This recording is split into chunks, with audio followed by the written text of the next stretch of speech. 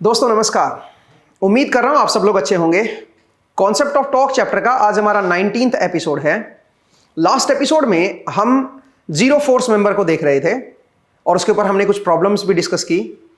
तो zero force member analyse करना बहुत आसान होता है।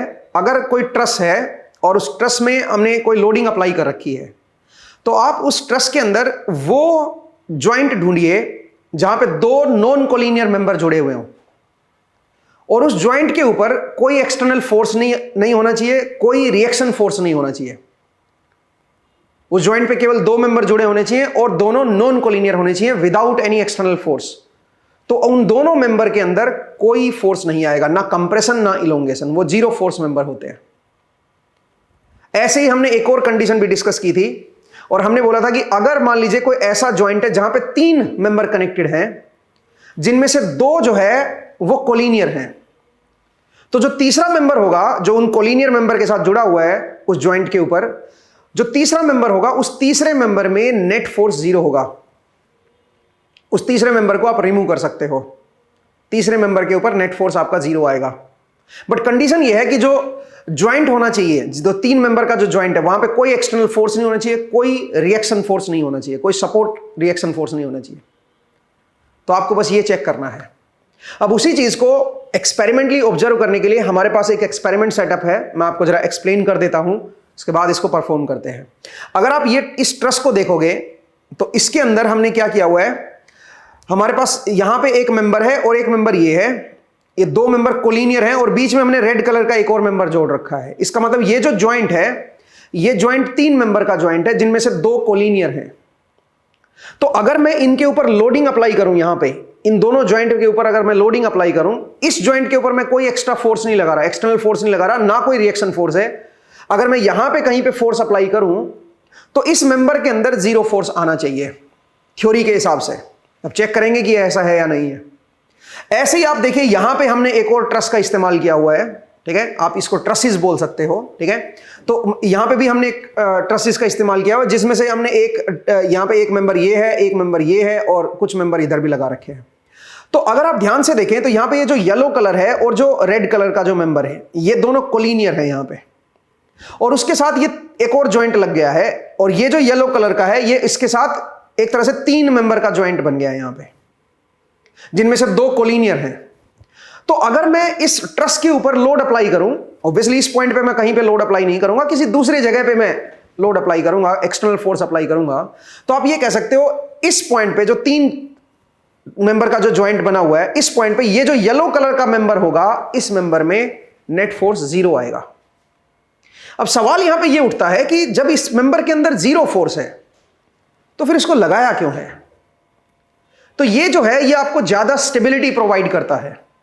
इनकेस अगर ट्रस कहीं जगह से ब्रेक हो जाता है या कहीं और लोडिंग कहीं डिफरेंट जगह पे आ जाती है तो ये एक तरह से स्टेबिलिटी प्रोवाइड करेगा, इसलिए इसको लगाया जाता है, अदरवाइज इसकी कोई जरूरत नहीं थी, ठीक है। तो अब हम एक काम करेंगे, इसके ऊपर लोड अप्लाई करेंगे। तो मैं इस ट्रस की बात कर रहा हूं, इसके ऊपर हम जब लोड अप्लाई करेंगे तो देखते हैं इसके अंदर जीरो फोर्स आ रहा है नहीं आ रहा है। तो लोड के लिए हमारे पास क्या है, दो ऐसे हमारे पास ब्लॉक्स हैं, 250 ग्राम्स के हैं ये, इनका मास हम ऑलरेडी चेक कर चुके हैं, दोनों का 250 ग्राम्स है। तो मैं इसको अप्लाई कर रहा हूं कहां पे, इस ट्रस के अंदर। एक मैं इस ज्वाइंट पे अप्लाई कर रहा हूं और एक जो है वो मैं इस ज्वाइंट पे अप्लाई कर रहा हूं। तो हमने दो फोर्सेस जो है वो अप्लाई कर दिए हैं। अब आप जरा समझिए, दोनों बराबर फोर्सेस हैं। तो ये जो ज्वाइंट है यहां पे, क्योंकि ये तीसरा ट्रस भी लगा हुआ है, थ्री मेंबर का ज्वाइंट हो गया और इसमें नेट फोर्स जीरो आना चाहिए। तो अगर मैं इसको रिमूव कर दूं यहां पे तो कोई फर्क तो पड़ना नहीं चाहिए, बिल्कुल नहीं पड़ना चाहिए। तो चलिए इसको जरा रिमूव करके देखते हैं कि ये बिल्कुल वैसा ही रहता है या नहीं रहता है, ठीक है। इवन आप इसको रिमूव करके यहां पे कोई इलास्टिक स्ट्रिंग भी लगा सकते हो और उससे भी देख सकते हो कि इसके अंदर इलोंगेशन है या टेंशन है, मतलब टेंशन है या कंप्रेशन है, वो आप यहां पे चेक कर सकते हो इलास्टिक स्ट्रिंग लगा के भी। बट जरूरत नहीं है, आप सिंपल इसको ओपन करके भी इस चीज को ऑब्जर्व कर सकते हैं। तो चलिए मैं इसको जरा ओपन करूंगा और फिर से इन लोड को कनेक्ट करूंगा, देखते हैं कि इसमें कुछ फर्क पड़ता है या नहीं पड़ता है, ये स्टिल इक्विलिब्रियम में रहता है या नहीं रहता है। तो एक बार मैं इसको रिमूव करता हूं और फिर आपसे मुलाकात करता हूं। तो दोस्तों हमने ये जो रेड कलर का जो मेंबर था इसको यहां से रिमूव कर दिया है। अब मैं अगेन फोर्स को अप्लाई करूंगा, लोड को अप्लाई करूंगा। तो आई होप आप सब लोग रेडी होंगे। तो मैं जरा इसको यहाँ पे हैंग कर देता हूँ ज्वाइंट पॉइंट पे और यहाँ से। तो आप देख सकते हो कि इसमें कोई वेरिएशन नहीं आया। ये बिल्कुल वैसा का वैसा है जैसा पहले था। हमने इस मेंबर को हटा भी दिया, इसका मतलब इस मेंबर में पहले से ही कोई फोर्स नहीं था। ये जो रेड मेंबर है इसमें कोई फोर्स नहीं था, ना कंप्रेशन ना इलोंगेशन। अगर इसमें कंप्रेशन होता, सोचिए, तो फिर ये अंदर जाना चाहिए था, ये वाला हिस्सा अंदर की तरफ पुश होना चाहिए था, लेकिन ऐसा नहीं हो रहा। और अगर इसमें इलोंगेशन होता, इसमें खिंचाव होता, तो फिर ये नीचे आना चाहिए था। ये पॉइंट नीचे भी नहीं आ रहा। इसका मतलब ये हुआ कि इस मेंबर में पहले से ही जीरो फोर्स था, ये जीरो फोर्स मेंबर था। आई होप आपको ये समझ आया कि कैसे हम इस चीज को वेरीफाई कर सकते हैं।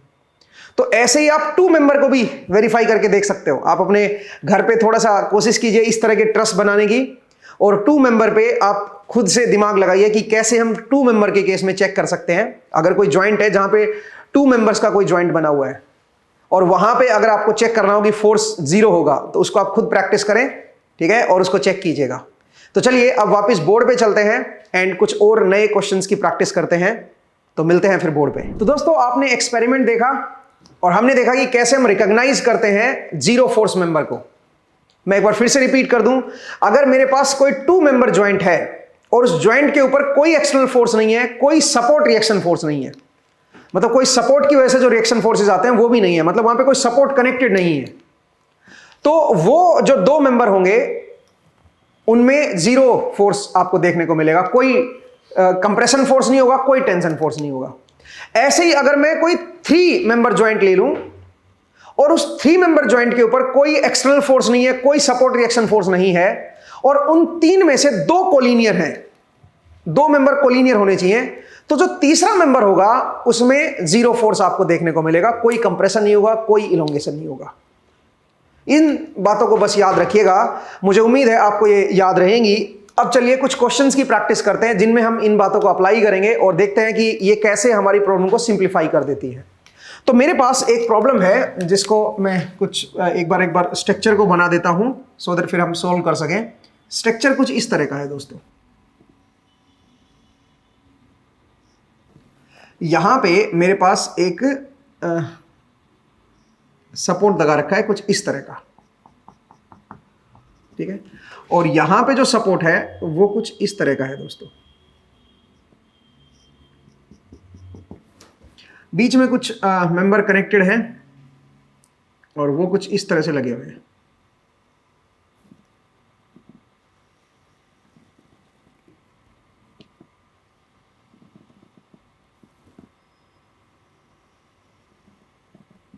इस तरह से मान लीजिए मेंबर कनेक्टेड है। यहां पे एक फोर्स लग रहा है 2000 न्यूटन का और यहां पे फोर्स लग रहा है मान लीजिए 4000 न्यूटन का, ठीक है। और मैं नामकरण कर देता हूं, ये पॉइंट है ए, ये पॉइंट है मेरा बी, ये पॉइंट है सी, ये पॉइंट है डी, ई, एफ, जी, एच। आपको बताना है फोर्सेस क्या होंगे मेंबर्स के अंदर। ये जो मेंबर है इनमें फोर्सेस आपको बताने हैं, ठीक है। तो ये परपेंडिकुलर है भाई, 90 डिग्री है यहाँ पे, ठीक है। और ये जो एंगल है, ये जो एंगल है, ये दोनों बराबर हैं, ठीक है। तो बाकी अगर डायमेंशन की जरूरत पड़ी तो वो देखेंगे। सबसे पहले हमें ये रिकॉग्नाइज करना है कि हमारे जीरो फोर्स मेंबर कौन कौन से हैं। तो अगर आप ध्यान से देखें तो ये जो जीएफ है, ये वाला, ये एक मेंबर है यहां तक और ये एक मेंबर है, दोनों कोलिनियर है भाई, और उसके साथ ये भी एक लगा हुआ है और यहां पे कोई एक्सटर्नल फोर्स नहीं है, कोई सपोर्ट रिएक्शन फोर्स नहीं है, तो आप इसको हटा दो। तो इसका मतलब एफ जी एच जो है वो जीरो होगा। मैं इसको ओपन कर देता हूं यहां से, इसकी जरूरत नहीं है, इसमें जीरो होगा। और अगर एक बार ये हट चुका है एफ जी एच, मैं इसको लिख भी देता हूं, एफ जी एच जो है, क्योंकि मैं हटा चुका हूं ना तो मैं इसको जीरो लिख देता हूं। सबसे पहले हमें जीरो मेंबर को सर्च करना है। नेक्स्ट आइए अब यहां पे, यहां से यहां तक अगर आप देखोगे तो एक मेंबर ये लग गया, एक मेंबर ये लग गया, मतलब कोलिनियर है।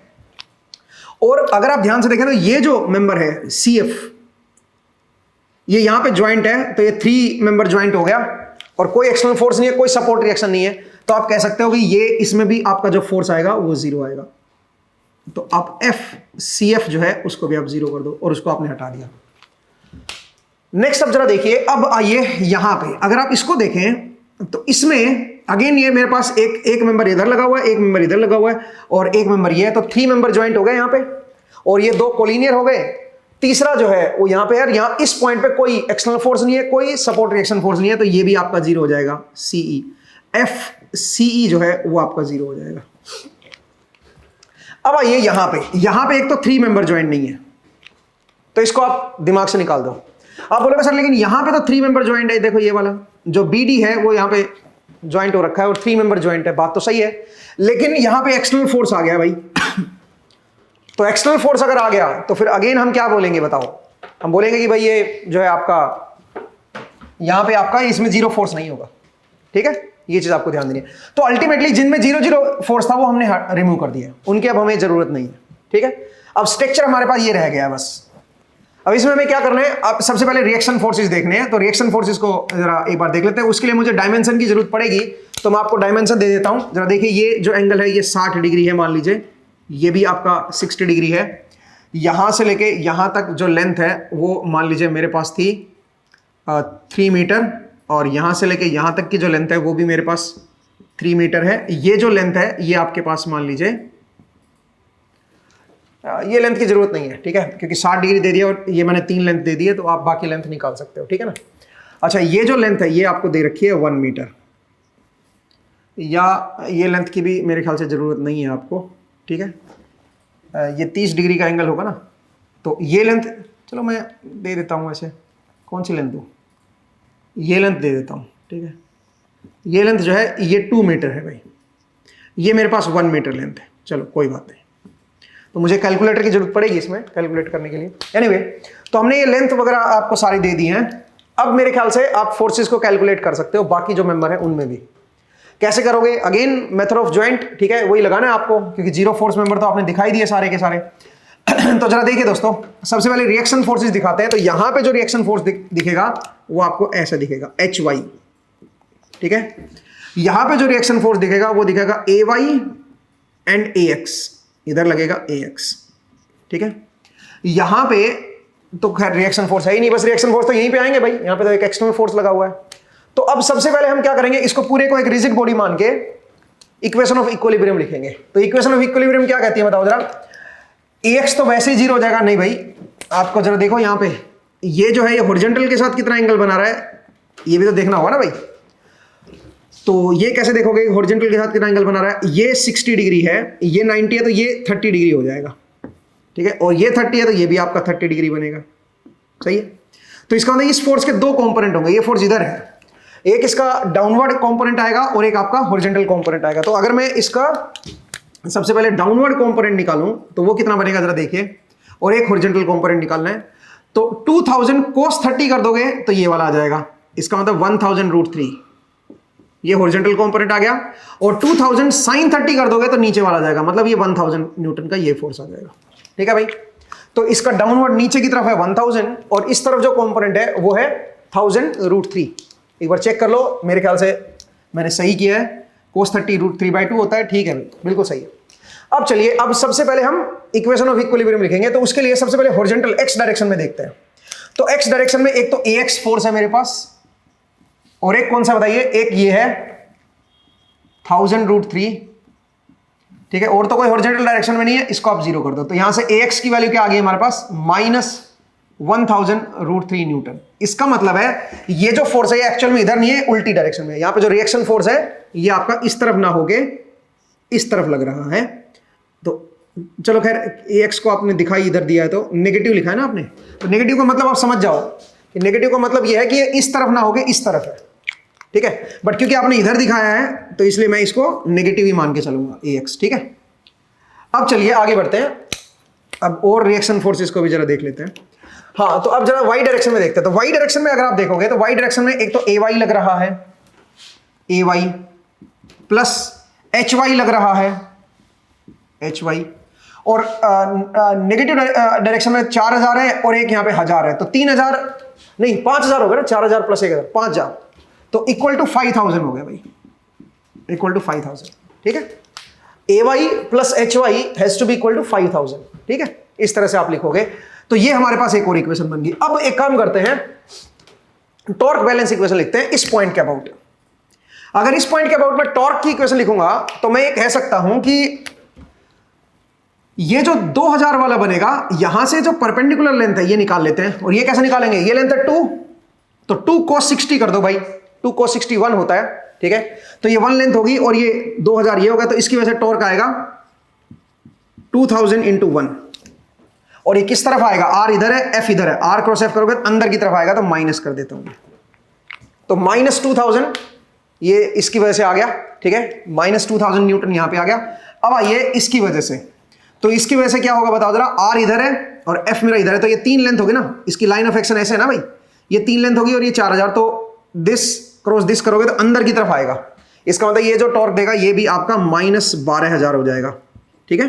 3 × 4000 तो -12000 हो जाएगा। ये जो है ये ऊपर की तरफ देगा तो प्लस लिखेंगे भाई, कितना हो जाएगा? 6 है ये, 6 HY बराबर की इधर 0, तो यहां से HY की वैल्यू जो आएगी वो आपके पास आ जाएगी 12000 2000 14000 डिवाइड बाई 6। ये मेरे पास HY आ गया। HY की वैल्यू अगर मैं यहां पे पुट कर दूंगा तो AY आ जाएगा। AY comes out to be 5000 minus 14000 by 6, ठीक है। तो 6 पंजे 30, 30 में से 14 माइनस कर दीजिए, 30 माइनस 14 इज 16000, तो 16000 अपॉन 6 न्यूटन जो है वो AY आ गया हमारे पास, ठीक है। तो हमने AY निकाल दिया, HY निकाल दिया, मतलब सारे फोर्सेस आ गए। सपोर्ट रिएक्शन फोर्सेस भी हमने निकाल दिए सारे के सारे, और एक्सटर्नल फोर्स हमें दे ही रखे थे। अब क्या करना है? अब हमें इक्वेशन ऑफ जॉइंट जो है, मेथड ऑफ जॉइंट जो है वो अप्लाई करना है। तो यहां पे सबसे पहले देखते हैं भाई, सबसे पहले एट पॉइंट H पे देखते हैं। अब वैसे आप खुद भी कर सकते हो आगे, इसमें अब कुछ बचा ही नहीं है क्वेश्चन में, ठीक है। 0 फोर्स मेंबर आपने हटा दिए। 0 फोर्स मेंबर हटाने के बाद आपके डायमेंशन और एंगल वगैरह सब दे रखे थे आपको, तो आपने इक्वेशन ऑफ इक्विलिब्रियम लिख दी है पहले इस पूरे को रिजिड बॉडी मान के। और उसके बाद क्या करना है? उसके बाद आपको फिर सबसे पहले सपोर्ट रिएक्शन फोर्सेस निकाल लेने हैं इक्वेशन ऑफ इक्विलिब्रियम लिख के, और उसके बाद फिर मेथड ऑफ जॉइंट अप्लाई करना है, ठीक है। तो चलिए मैं एक जगह पे अप्लाई करता हूं। सबसे पहले एट पॉइंट H कर लेता हूं, क्योंकि H पे देखो एक नोन हो गया, बाकी 2 अननोन है, इसलिए मैं यहां पे अप्लाई कर रहा हूं। यहां पे नहीं करेंगे भाई, क्योंकि यहां पे यही अननोन है, ये नोन है, 3 अननोन है, तो यहां पे मत कीजिए। ऐसे यहां पे देखिए, यहां पे तो कोई भी नोन नहीं है, ठीक है। यहां पे लगा सकते हो आप, क्योंकि यहां पे 2 अननोन है, बट यहां पे 3 अननोन है भाई, 1 2 3 अननोन है, 1 नोन है, तो यहां पे मत लगाओ। यहां पे लगा सकते हो और यहां पे लगा सकते हो, ठीक है। तो शुरू में या तो A पे लगाओ या H पे लगाओ। तो सबसे पहले मैं एक काम कर रहा हूं, मैं H पे लगा रहा हूं, ठीक है। Eight joint H, joint H पे लगाते हैं। तो अगर मैं जॉइंट H पे लगाऊंगा तो जरा देखिए, यहां पे अगर फोर्सेस को दिखाओगे तो HY मेरा ऊपर की तरफ है। कितना है HY? वो है 14000 डिवाइड बाई 6। अब आइए यहां पे मैं इसको मान रहा हूं कि ये कंप्रेस हो रहा है, ऐसे कुछ भी मान सकते हो। अगर ये कंप्रेस हो रहा है तो ये इस तरफ फोर्स देगा, ऐसे फोर्स देगा, और हॉरिजॉन्टल के साथ कितना एंगल बनाएगा बताओ? 60 डिग्री। हॉरिजॉन्टल के साथ इसका जो एंगल बनेगा ये आपका 60 डिग्री बनेगा। इसको मैं लिख देता हूं FCH, ठीक है। अब ये जो मेंबर है, मैं मान के चल रहा हूं कि ये जो है ये कंप्रेस हो रहा है, इसको भी कंप्रेस मान सकते हो, या आप मान सकते हो कि ये जो है ये इलोंगेट हो रहा है। तो चलो, अगर ये इलोंगेट हो रहा है तो ये इसको अंदर की तरफ खींचेगा, ये जो मेंबर है ये इसको, इस पॉइंट को अंदर की तरफ खींचेगा, तो इस पॉइंट पे जो फोर्स लगेगा वो अंदर की तरफ लगेगा, ऐसे। आप पॉइंट पे फोर्स दिखा रहे हो, ध्यान रखना।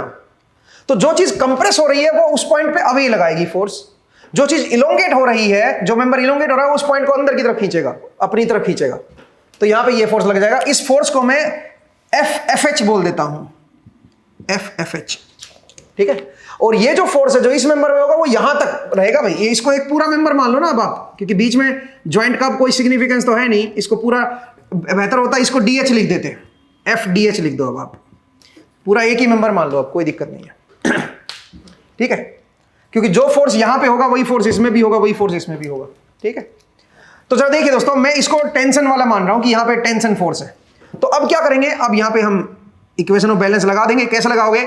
अगर आप इसका ये वाला कंपोनेंट निकालोगे तो ये बनेगा FCH sin 60, sin 60 इज √3/2, और इसकी वैल्यू क्या हो जाएगी? 14000 अपॉन 6। तो यहां से FCH निकल गया हमारे पास, FCH √3/2 comes out to be 14000 divide by 6। ये कट गया यहां से 3, तो ये FCH क्या बन गया? FCH बन गया 14000 अपॉन 3√3। इतना न्यूटन का फोर्स हमारे पास आ गया। ये हमारे पास FCH आ गया, ठीक है। FCH माने इस रोड में, इस मेंबर में, ये वाले मेंबर में। और ये पॉजिटिव आया, इसका मतलब हम क्या मान के चले थे, इसको कंप्रेशन वाला मान के चले थे, कंप्रेस हो रहा है भाई, ठीक है।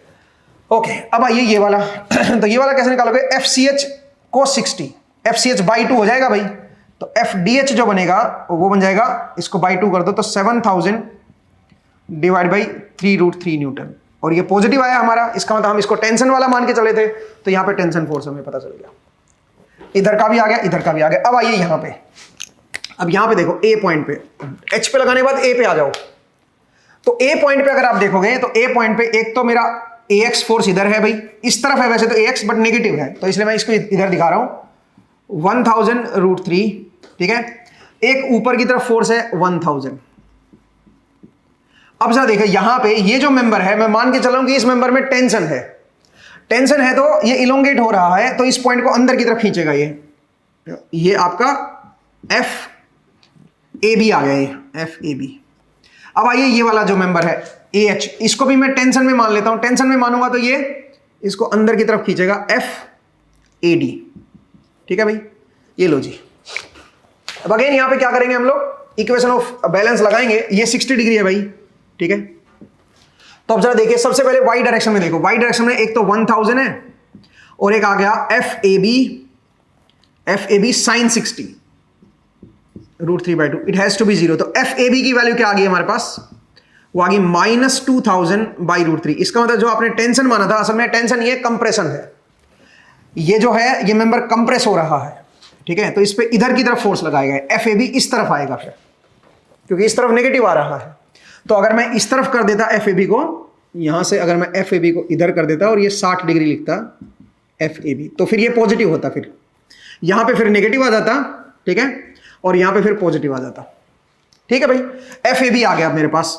अब ये हॉरिजॉन्टल कंपोनेंट में, हॉरिजॉन्टल कंपोनेंट में अगर मैं दिखाऊं तो मैं बोलूंगा FAD is equal to, FAD की जो वैल्यू आएगी it will be equal to 1000√3, तो ये हो गया, प्लस क्या लिखोगे, जो FAB है उसका cos 60 कर दो तो इसका हाफ हो जाएगा, इसका मतलब 1000/√3 और कर दो, ये क्या आ जाएगा मेरे पास, FAD आ जाएगा, ये वाला फोर्स आ जाएगा FAD, ठीक है, और ये टेंशन फोर्स होगा। तो इस तरह से हमने ए पॉइंट पे जब लगाया तो ये वाला फोर्स आ गया और ये वाला फोर्स आ गया, ठीक है। अब आप क्या कर सकते हो, अब आप बी पॉइंट पे लगा सकते हो, नहीं भाई बी पे अभी दो अननोन, नहीं बी पे लगा सकते हो भाई, तो बी पे देखो इधर वाले मेंबर वाला फोर्स आ चुका है, ठीक है, इधर ये कंप्रेशन है ना, तो ये कंप्रेस हो रहा है, तो कंप्रेस हो रहा है तो इसको इधर देगा फोर्स और इसको इधर देगा, तो यहां पे जब आप इस पे बी पॉइंट पे लगाओगे तो बी पॉइंट पे एक तो ये FAB वाला इधर लग जाएगा, ठीक है। अच्छा, इसको मैं कंप्रेशन मान रहा हूं CB को, ये तो FAB हो गया, CB को मैं कंप्रेस मान रहा हूं तो ये भी इसको अवे भेजेगा इधर, ठीक है, FCB। दूसरा इधर आपका 2000 लग रहा है, ठीक है, 2000 इधर लग रहा है, तो ये दोनों तो एक दूसरे को कैंसिल कर देंगे, तो ये दोनों फिर एक दूसरे को कैंसिल करेंगे, इसका मतलब ये जो फोर्स है ये भी आपका 2000 होना चाहिए, तो FCB FAB के बराबर हो जाना चाहिए, और ये जो FBD है, FBD जो है वो इस 2000 के बराबर होना चाहिए, और FBD इसको इस पॉइंट को अभी इधर भेजेगा, इसका मतलब क्या हो रहा है, ये कंप्रेस हो रहा है तभी ये इसको अभी भेज रहा है, ठीक है। तो बेसिक कॉमन सेंस का इस्तेमाल करना है, इस तरह से आप सारे ब्रांचेस को निकाल सकते हो, मेथड ऑफ जॉइंट लगा के हर मेंबर में बता सकते हो कि क्या फोर्स होगा, ठीक है। तो चलिए कुछ और क्वेश्चन कर लेते हैं, एक दो क्वेश्चन और करते हैं, ठीक है, मैं इसको रब कर रहा हूं भाई, एक दो क्वेश्चन को जरा और देख लेते हैं।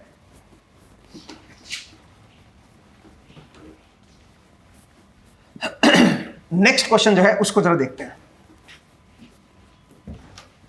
चलिए दोस्तों नेक्स्ट क्वेश्चन जरा देखते हैं। क्वेश्चन कुछ इस तरह का है कि मेरे पास इस तरह का एक स्ट्रक्चर है, जरा देखिए, मैं एक स्ट्रक्चर बना देता हूं, ऐसा कोई स्ट्रक्चर है और ऐसे बना देता हूं, ठीक है। ये कुछ मेंबर कनेक्टेड हैं भाई, और ये इक्विलिब्रियम में है, ये दे रखा है, ऐसे मेंबर कनेक्टेड है। ये जो लेंथ है ये मेरे पास 3 मीटर है और ये लेंथ भी 3 मीटर है, ये जो एंगल है ये 60 डिग्री का है, ठीक है। यहां पे इस पॉइंट पे फोर्सेस लग रहे हैं, एक मान लीजिए 60,000 न्यूटन है और एक है मान लीजिए 45,000 न्यूटन, और यहां पे एक ये जॉइंट लगा हुआ है, और यहां पे भी एक जॉइंट लगा हुआ है, रोलर लगे हुए हैं यहां पे, ठीक है। आपको बताना है फोर्सेस इन द मेंबर, कौन सा कंप्रेशन में है, कौन सा इलोंगेशन में है। तो सबसे पहला काम क्या करेंगे, नामकरण कर देते हैं, A B C D E, ऐसे आप देखते हैं कुछ भी। अच्छा ये 90 डिग्री है भैया, थोड़ा सा ये वैसे टेढ़ा हो गया, बट ये 90 डिग्री है। तो अब जरा देखिए कैसे सोल्व करेंगे इसको। सबसे पहले आप देखा करो जीरो फोर्स मेंबर। तो अगर आप ध्यान से देखें, जो ईसी मेंबर है या सीई बोल दो, ये दो कोलिनियर मेंबर हैं, एक मेंबर यहां से यहां तक का और एक यहां से यहां तक का, दो कोलिनियर मेंबर हो गए, और उनके बीच में ये तीसरा लगा हुआ है। और इस पॉइंट पे ना कोई एक्सटर्नल फोर्स है, ना कोई सपोर्ट रिएक्शन है, तो आप इसको हटा सकते हो दोस्तों, इसमें जीरो फोर्स आएगा। ये मेरा जीरो हो गया, ठीक है। नेक्स्ट अब आइए, अगर आप ध्यान से देखें ये वाले मेंबर को, जो ये मेंबर है एसी मेंबर है, अगर इस एसी मेंबर को भी ध्यान से देखें तो इस पॉइंट पे अगेन तीन मेंबर हो गए, एक यहां से यहां तक का और एक यहां से यहां तक का, तो कोलिनियर आपका मेंबर बन गए, और ये तीसरा मेंबर है, और इस पॉइंट पे कोई एक्सटर्नल फोर्स नहीं है, कोई रिएक्शन फोर्स नहीं है, तो अगेन आप इसको हटा सकते हो। एफ ए सी जो है वो भी अब आपका जीरो बनेगा, इसको भी आप हटा दीजिए, ठीक है जी।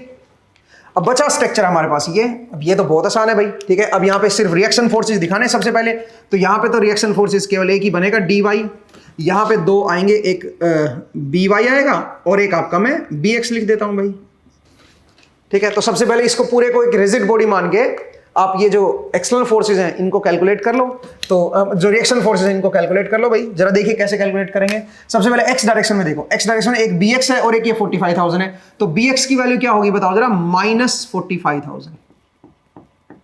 इसका मतलब एक्चुअल में यहाँ पे जो रिएक्शन फोर्स आ रहा है वो इस डायरेक्शन में आ रहा है।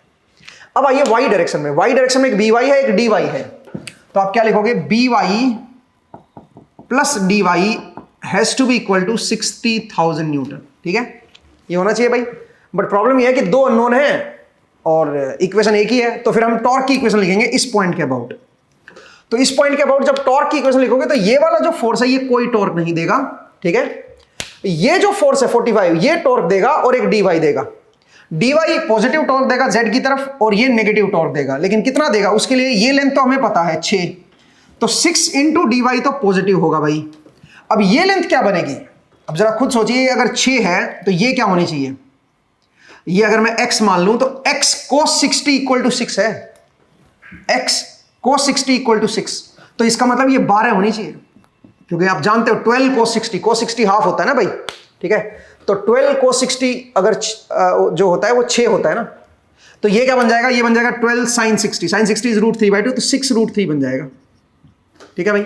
तो अब आप बताओ ये जो टॉर्क बनेगा ये क्या बनेगा, इस फोर्स की वजह से जो टॉर्क आएगा एक तो नेगेटिव आएगा, माइनस जेड कैप की तरफ आएगा, आर क्रॉस एफ करोगे ना तो अंदर की तरफ टॉर्क देगा, और कितना देगा बताओ जरा, माइनस का 6√3 इंटू क्या हो जाएगा 45,000 एंड बराबर की इधर जीरो, नेट टॉर्क को जीरो कर दो भाई। तो यहां से हमारे पास डी वाई आ जाएगा, d y comes out to be 45,000√3, इतने न्यूटन का मेरे पास डी वाई फोर्स आ गया। और एक बार डी वाई आ गया तो फिर मैं क्या करूंगा बताओ जरा, बी वाई निकाल सकता हूं, तो b y comes out to be 60,000 minus 45,000√3, ये हमारे पास क्या आ जाएगा, बी वाई फोर्स आ जाएगा। इसका मतलब यहां पे हमारे पास रिएक्शन फोर्सेज आ गए, सारे के सारे सपोर्ट रिएक्शन फोर्सेज हमने निकाल लिए, और एक्सटर्नल फोर्स तो हमें दे ही रखे थे। अब अगला स्टेप क्या है, अगला स्टेप है इनके अंदर मेथड ऑफ ज्वाइंट अप्लाई करना। तो सबसे पहले यहां पे अप्लाई कर दो मेथड ऑफ ज्वाइंट, क्योंकि यहां पे एक अननोन है, दो अननोन, एक नोन है, दो अननोन है। आप यहां पे भी अप्लाई कर सकते हो, क्योंकि यहां पे भी दो ही अननोन है और दो नोन है। आप यहां पे भी अप्लाई कर सकते हो भाई, किसी भी जगह पे आप अप्लाई कर सकते हो, ठीक है। यहां पे भी दो ही अननोन है और दो नोन है, ठीक है। तो बल्कि यहां पे तो डायरेक्ट आप देख सकते हो, यहां पे तो डायरेक्ट देख सकते हो। कैसे देखोगे जरा देखो, यहां पे जो रिएक्शन फोर्सेज हैं बी पॉइंट पे, वो एक तो इस तरफ है बी एक्स वैसे नेगेटिव था ना, तो इसलिए मैंने उल्टी डायरेक्शन में दिखा दिया। ये है 45,000 और एक है बी वाई जो है वो ऊपर की तरफ है। अब सुनो, क्योंकि यहां पे नेट फोर्स 0 होना चाहिए, तो ये जो नीचे वाला जो मेंबर होगा ये क्या करेगा, ये इस तरफ देगा फोर्स, इसको कैंसिल करने के लिए। इसका मतलब इस मेंबर पे ये जो पॉइंट है ये इस तरफ फोर्स लगा रहा होगा, ठीक है, या मैं उल्टा बोल गया, ये जो मेंबर है ये इस पॉइंट पे इस तरफ फोर्स लगा रहा होगा। इस तरफ कब फोर्स लगाएगा? जब इसके अंदर टेंशन हो। तो इसका मतलब इसमें टेंशन है, तभी इस बी पॉइंट को अंदर की तरफ खींच रहा है, क्योंकि हम पॉइंट के ऊपर फोर्सेस को दिखा रहे हैं भाई। तो इस पॉइंट पे ये जो मेंबर होगा ये इस तरफ फोर्स लगाएगा, इसका मतलब ये मेंबर जो है इलोंगेट हो रहा है, दैट्स व्हाई ये इधर वाले पॉइंट को अंदर की तरफ खींच रहा है। कितने फोर्स से? 45,000 न्यूटन से ये इस पॉइंट को अंदर की तरफ खींचेगा। दूसरा, ये जो मेंबर है ऊपर वाला, ये मेंबर इसको इस पॉइंट को नीचे की तरफ धकेलेगा। इसका मतलब ये कंप्रेस हो रहा है, कंप्रेस हो रहा है तभी इस पॉइंट को नीचे की तरफ धकेल रहा है। और कितने फोर्स से धकेलेगा? जो बी वाई फोर्स है उसी फोर्स से नीचे धकेलेगा। तो इसका मतलब यहां पे तो डायरेक्ट आपको देखने को मिल गया, यहां पे और यहां पे आप जो है ना इक्वेशन लगा दो। अब ऑब्वियसली यहां पे अगर ये वाला फोर्स पता चल गया है, क्योंकि ये टेंशन है यहां पे, तभी तो ये इधर खींच रहा था इस बी पॉइंट को, इसमें टेंशन थी तो इसमें भी टेंशन ही होगी भाई, पूरा एक ही मान लो ना इसको अब, ठीक है। तो आई होप आपको ये समझ आया कि कैसे हम इस तरह की प्रॉब्लम को सोल्व करेंगे और किस तरह से हम इसको कैलकुलेट करेंगे। चलिए अब जरा आगे बढ़ते हैं और एक और सवाल को देखते हैं, एक और क्वेश्चन को देखते हैं।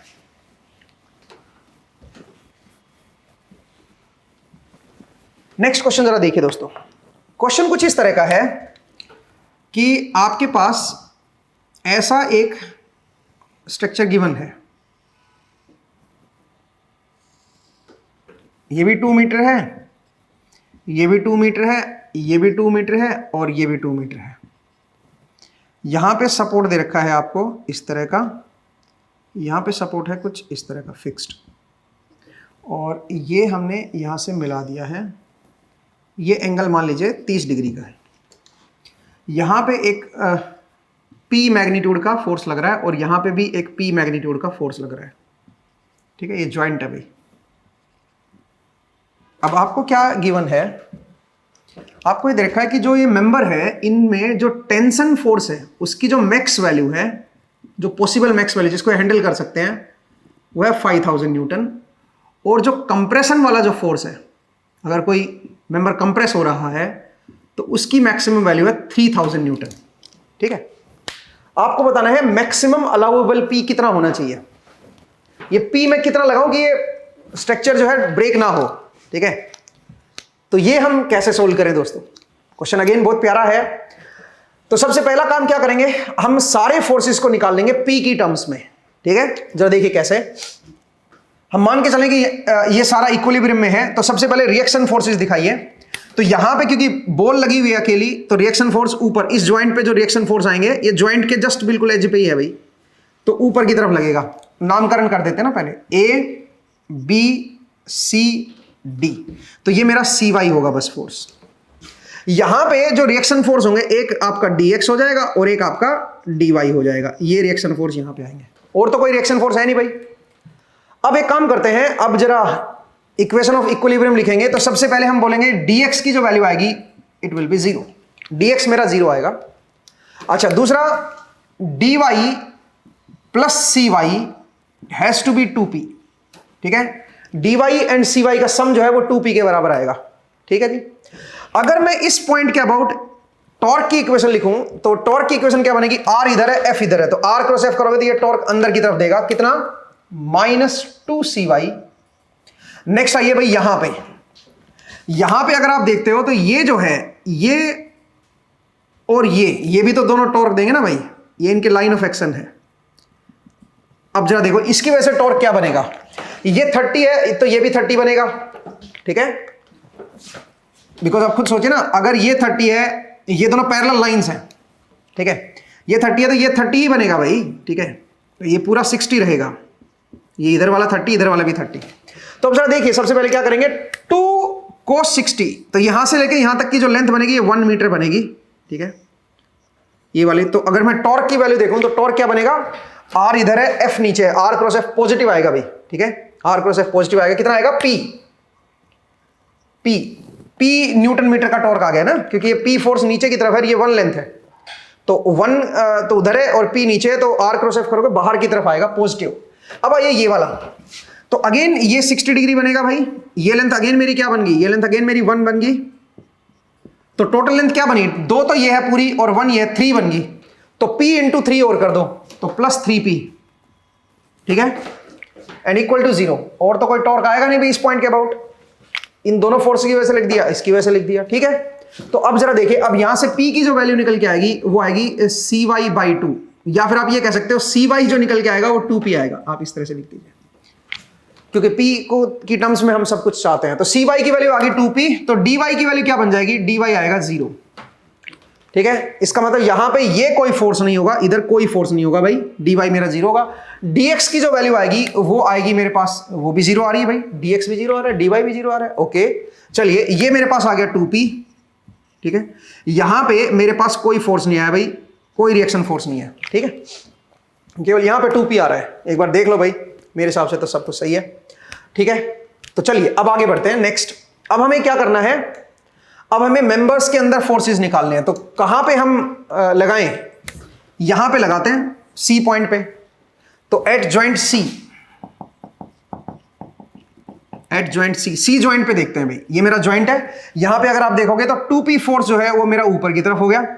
ठीक है, ओके, ये जो फोर्स है ये कौन सा पॉइंट था, ABC, और ये D पॉइंट था ना भाई। हाँ, तो ये FCD जो होगा, मैं मान लेता हूं कि ये जो है कंप्रेस हो रही है। तो कंप्रेस हो रही है तो इसको वापस ओरिजिनल शेप में आना है, तो इसमें इधर की तरफ फोर्स लगाएगी ये FCD। ठीक है, ओके, ये जरा देखिए, ये मैं मान के चल रहा हूं ये भी कंप्रेस हो रही है। तो कंप्रेस हो रही है तो ये क्या करेगी, ये इधर की तरफ फोर्स लगाएगी। ठीक है, और ये क्या हो जाएगा, FAC। ठीक है, अब जरा देखिए, अगर मैं ध्यान से देखूं तो ये हॉरिजॉन्टल के साथ जो एंगल बन रहा है ये 60 बन रहा है। तो ये जो है ये हॉरिजॉन्टल के साथ 60 बना रहा है ना इधर, तो ये एंगल भी 60 बन जाएगा भाई।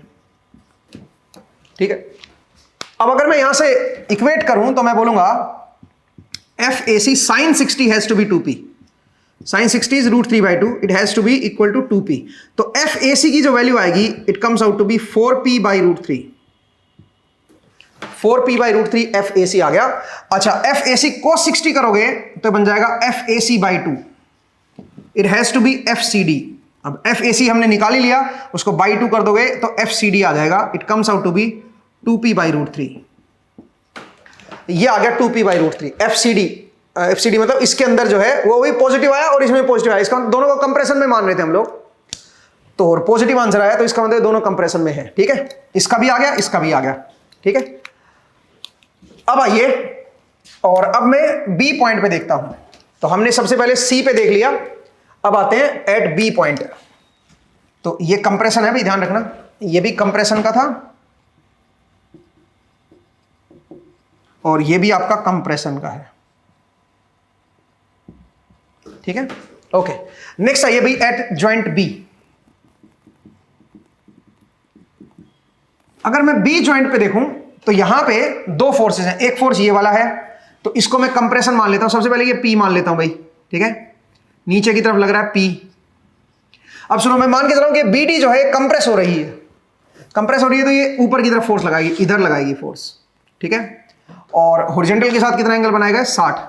ठीक है, तो इसको मैं लिख देता हूं FBD। ठीक है भाई, इस तरफ। नेक्स्ट आइए, ये जो है, ये मैं मान लेता हूं कि ये जो है ये आपकी अगेन ये भी कंप्रेस हो रही है, ऐसे मान लेता हूं। तो ये क्या करेगी, इसको इधर धकेलेगी, तो ये हो गया मेरे पास FAB। ठीक है, दो, ये भी कंप्रेशन मान लिया, ये भी कंप्रेशन मान लिया। ठीक है, नेक्स्ट अब जरा देखिए, अगर मैं कंपेयर करूं, ये 60 डिग्री है भाई, तो अगर यहां से अगर हम देखें तो मैं बोलूंगा FBD sin 60 √3/2 is equal to P। तो यहां से FBD की वैल्यू क्या आ गई है, वो आ गया 2P/√3। FBD आ गया मेरे पास। तो यहां से FAB क्या आएगा, FAB जो है वो FBD cos 60, cos 60 का मतलब हाफ, तो इसको हाफ कर दोगे तो वो बन जाएगा P/√3। ये आ जाएगा FAB। इसका मतलब दोनों के दोनों हमारे कैसे हैं, कंप्रेशन वाले हैं और पॉजिटिव आ गए हैं। ये भी कंप्रेशन है भाई, सब कुछ ही कंप्रेशन आ रहा है, इसमें भी कंप्रेशन, इसमें भी कंप्रेशन, इसमें भी, इसमें भी। अब आइए यहां पे, इसमें कैसे निकालोगे भाई, इसमें निकालने के लिए यहां पे हमारे पास दोनों फोर्स हैं, ये तीसरा नहीं है बस, तो D पे लगाते हैं, at point D, at point D point पे देखते हैं। तो D पॉइंट पे अगर आप देखोगे तो D पॉइंट पे आपके पास जो फोर्सेस लग रहे हैं, रिएक्शन फोर्स तो कोई भी नहीं है भाई। ठीक है, ये जो है ये कंप्रेस हो रही थी, तो इसको इधर भेजेगी, और ये कौन सा है, FCD। FCD हम पहले ही निकाल चुके हैं, 2p/√3।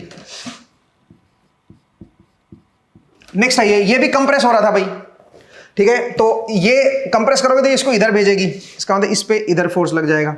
और ये कौन सा है, FBD। FBD भी आप निकाल चुके हो, 2p/√3, ठीक है भाई।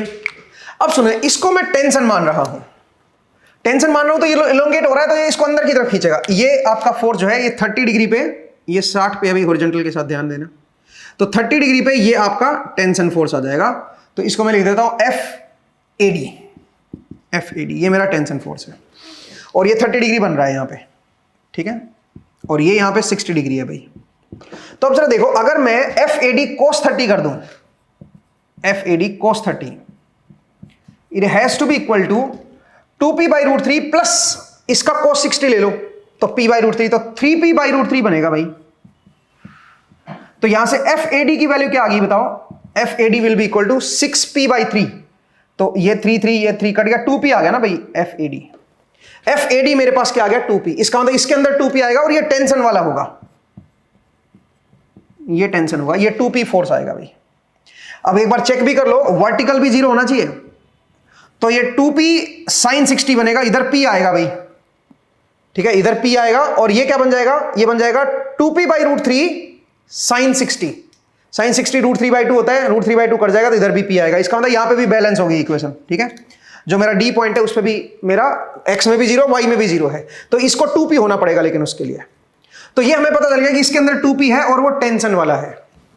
अब सुनो, तो हमें पता चल गया कि हर एक मेंबर में किस में कितना फोर्स है, किस में कंप्रेशन है, किस में टेंशन है।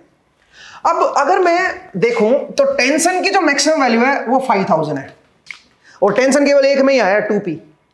तो इसका मतलब 2p की वैल्यू अगर आप 5000 करते हो, तो p की जो पॉसिबल मैक्सिमम वैल्यू बनेगी वो 2500 न्यूटन होनी चाहिए।